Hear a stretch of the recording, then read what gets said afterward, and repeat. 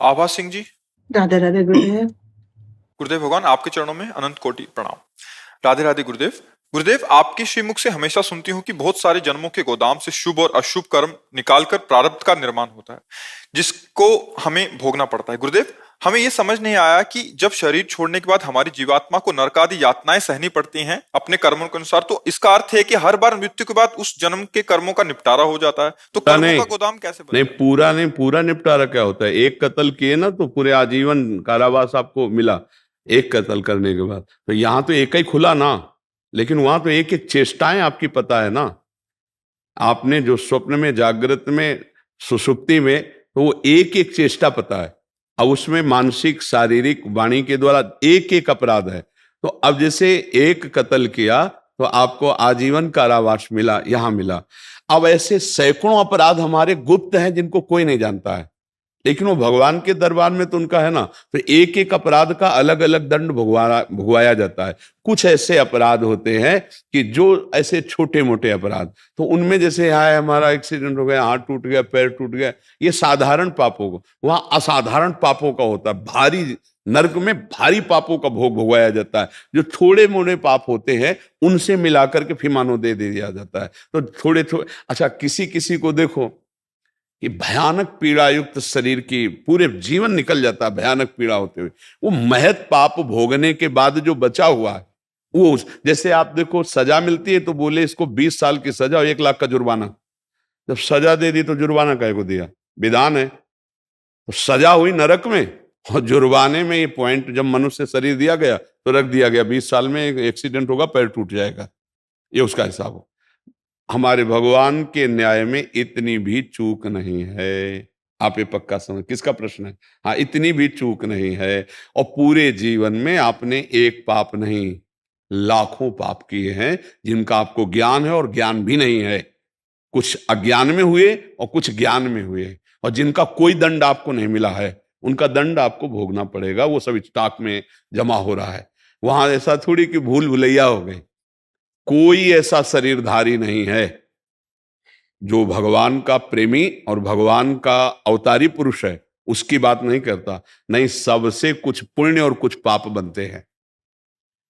कुछ पाप होते, जैसे हमने किसी को अभी छेड़ा और खुल गया तो उसकी सजा होगी। किसी माई बहन को छेड़ा, ऐसा लाखों बार हो चुका है लेकिन खुला नहीं है, तो वो एक बार हमारा केस कोई खुल गया तो उसकी सजा क्या होगी? बोले नाबालिग के साथ ऐसा किया, बोले फांसी की सजा। लेकिन ऐसा 50 बार अपराध किया जो नहीं खुला है, अब वो दंड, वो तो मिलेगा ना दंड। बोले भगवान के दरबार में न्याय, ये क्या न्याय? हमने तो कोई गलती नहीं की।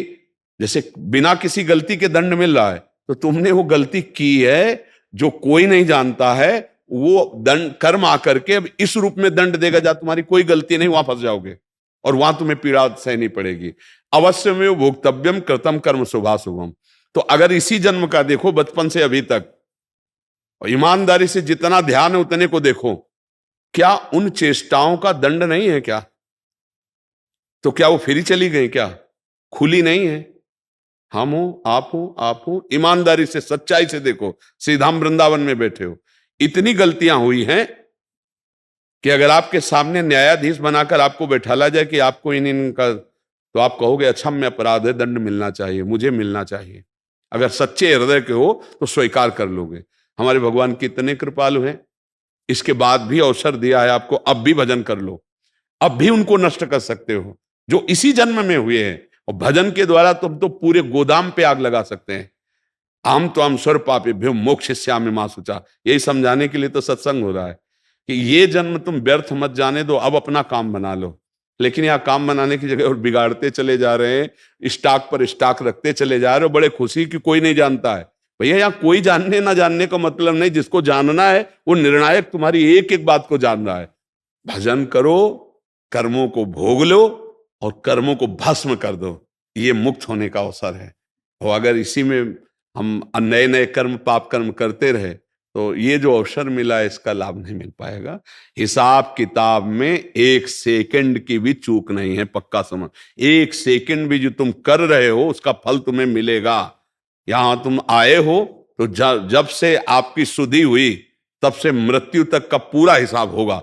अब कुछ ऐसे हैं जो केस फंस जाते हैं और हम दंड भोग लेते हैं, और कुछ ऐसे उसमें हैं कि हजारों केस दबे हुए हैं, तो यहां भी भोगो, नरक भी भोगो, अगले जन्म में भी भोगो, उसका हिसाब है।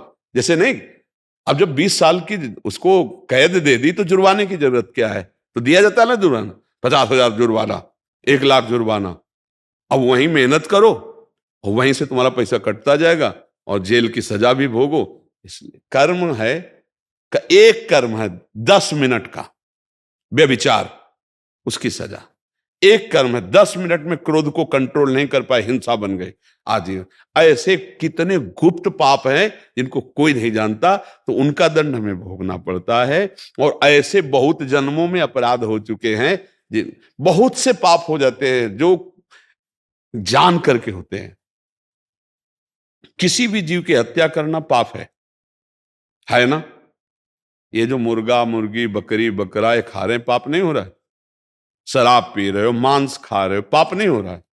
आप विचार करके देखिए, आपके लिए क्या शास्त्र आज्ञा करता है कि आप ये पाइए?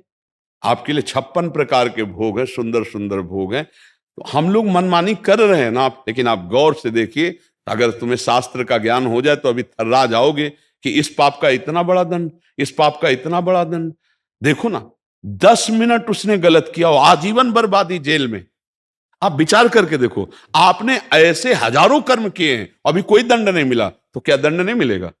एक सरकारी न्याय है भारतीय, तो यहां ये दंड, और एक होता भागवतिक, वहां तो कोई न वकील की जरूरत है और न वहां किसी साक्षी की जरूरत है, आप ही उसके साक्षी हैं, वो 1 सेकंड में न्याय हो गया, इतना इतना इतना हिसाब। इसीलिए डरो, यही डर ही डर पे हरिवंश हित, डरो इस बात से कि अब दोबारा हमको नरक न जाना पड़े, हमारा काम बन जाए। तो राधा राधा राधा राधा, भगवान कह रहे मैं तुम्हें समस्त पापों से मुक्त कर दूंगा। वही बताने के लिए बैठे कि नाम जप लो, अपने कर्तव्य का पालन करो, भूलकर पाप मत करो, वो भोगना पड़ेगा, वो किसी न किसी रूप में आएगा और आपको दंड देगा। लेकिन हम उससे लड़ जाएंगे अगर हमारे पास नाम जप है, भगवान का आश्रय, तो उसे हम सह जाएंगे और आगे चलकर हम मुक्त हो जाएंगे। इसको भोग लिया, पुराने को भगवान भस्म कर दिए और नए सावधानी से चल रहे हैं कि पाप बनने ना पावे, मुक्त हो गए। समझ में आ रहा है आपको?